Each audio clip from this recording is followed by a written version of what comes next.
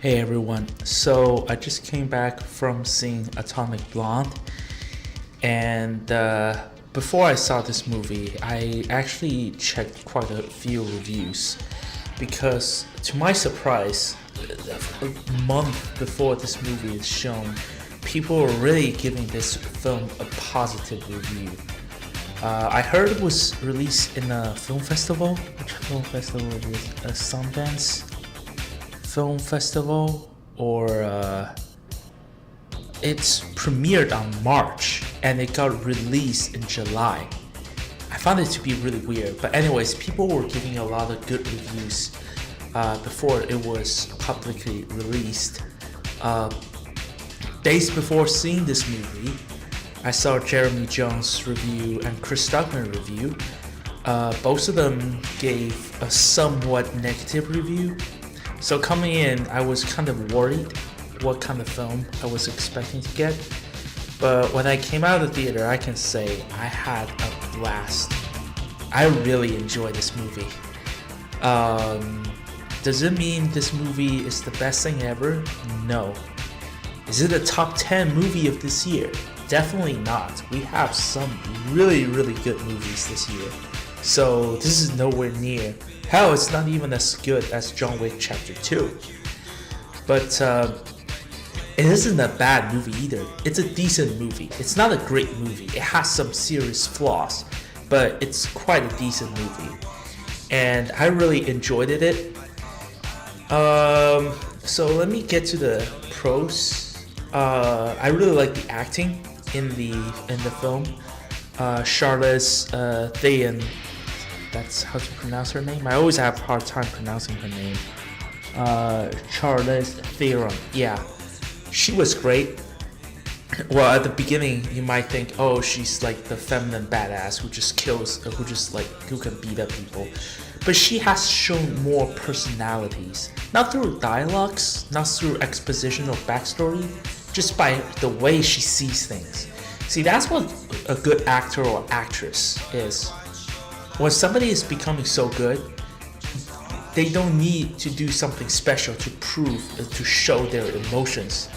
Actors like Kevin Spacey can just deliver it through their speeches and facial expressions. Everyone else, all the acting were really good.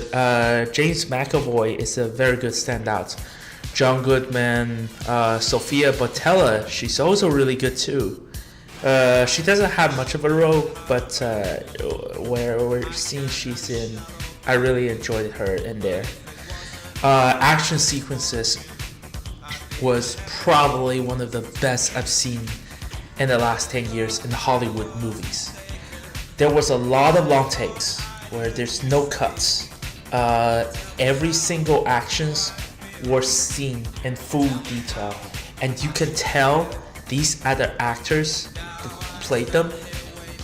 There was a scene where Charlize Theron's character put on the face mask, and then she started beating cops, and then when she take off the mask, it was her. Some people question, why did she put on a mask in the first place? Well, it was a disguise. But in the story context, when you see the film, you understand why she does that. There was also a one long take action sequence that lasts for like 3 minutes. And it was just straight out brutal. She started killing people from upstairs, and then it all the way went down. Imagine the scene in Casino Royale where James Bond fight with the I forgot what their occupation is, but there was a staircase fight. Imagine that fight prolonged for like 4 minutes. It was one of the best shootouts plus action I've seen ever since the hospital shootout in Hard Boiled. Like I said, people might feel like it's dragged out, but I don't think so. Because sometimes, like in real life, where things go violent, it's really, really nasty. And when I was sitting there watching it, I feel like that could be a real life violence committed, because throughout the scene there's really not that much choreography. In fact, there was a clear distinction. The story took place in Berlin during the final hours of the Berlin Wall.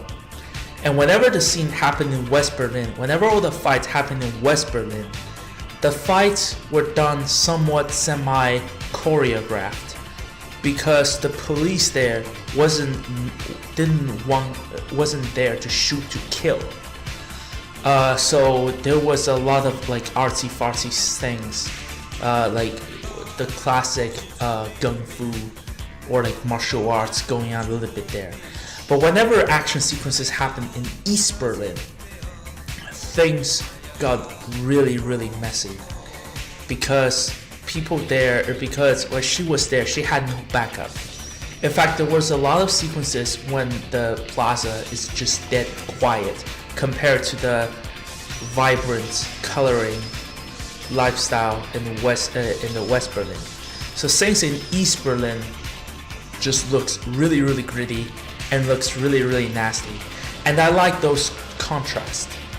You can tell by just the way the scenes are lit. The cinematography is, which leads me to another thing. The cinematography is really gorgeous. I like the way they did it. It has some kind of a comic book style, because it is based on a comic book called The Cool City.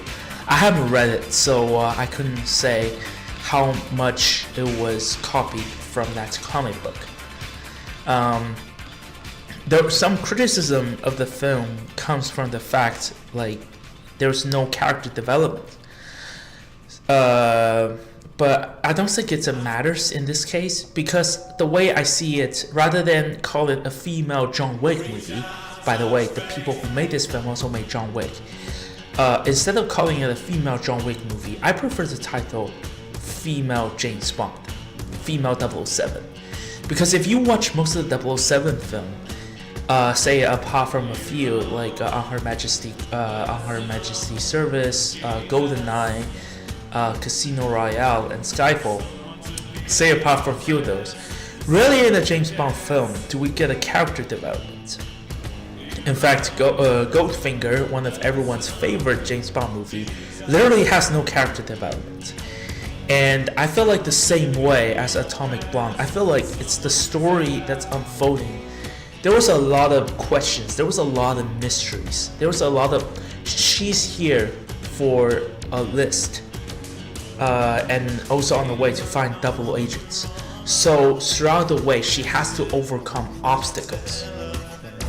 And how the story laid out, it's very interesting, because when you think the thing goes one direction, it goes another. And sometimes throughout the plot, you're thinking, wait a minute, that doesn't sound strange. Because one other thing I had to mention is that in the beginning of the film, she's telling the story to her superiors. So we already know, some people say, oh, that take out the suspense because we already know that she's gonna alive. But that's not the way I see it. The way I see it was we already know that she can survive, but the mystery surrounds what she is, what she's going through is the true catch of the film. Because there was a lot of instances where I thought some characters do one thing, I thought like, oh, so that's what's going. Oh, he is the guy, and next scene is like, wait a minute, that doesn't make sense. But I feel like overall, when I saw the ending of the movie, I was like, oh, so everything wrapped up in the end. So I do like the storytelling. I'm not gonna review the spoiler for two things. One, I haven't seen the full plot synopsis yet. For some reason, it's not updated on the Wikipedia page. So I want to see the full plot synopsis to confirm the things I'm suspected is what's real. Because if it's real, then it's one of the most underrated, clever writing I've seen in an action movie in a long time. Two, I just saw, like I said, I just saw this movie. So right now it's Thursday preview screen. So I want more people to watch it because it is a really fun movie. The negative thing is sometimes it can be hard to follow because there was a lot of like detective bullshit that people might find to be quote unquote boring. But I don't find it boring. I find it really, really exciting. There's a lot of music, which is something else people complain. People are like, oh, sometimes the music's louder than the action. But the way I see it is that like these music were really, really energetic, and they were all 80s music. And excuse me. Frankly, I really want to buy the soundtrack because it really makes me feel pumped. So I would give this film a 7.5 because I like it quite a bit, but it's not enough. See, for film for me to buy a Blu-ray, it has to be like an 8 out of 10 at the very least. This film, am I gonna see it again in theaters if I have nothing else to do? I might see it on TV or Netflix, but I don't think it's deserved on Blu-ray because there are some plot elements that are not very well explained, and there are at times where the style is over the substance. But overall, I had a really great enjoyment.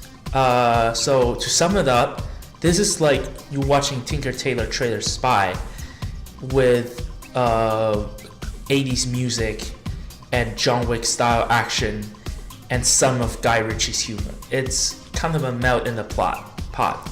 So don't come in there expecting it to be a serious Cold War thriller. Think of it as like one of the more colorful, vibrant comic book movies with some dark humor here and there. And if you think it this way, you'll enjoy this movie far more. So thank you guys for listening to my reviews. As you can see, I just bought a new mic, so hopefully it will improve the quality of my at least the sound quality. I am going to watch Gone Girl pretty soon. I haven't seen this movie. I heard it was really good. I'm a big David Fincher's fan, so I'll let you know what I think of it. And I also got Ghost in the Shell Blu-ray.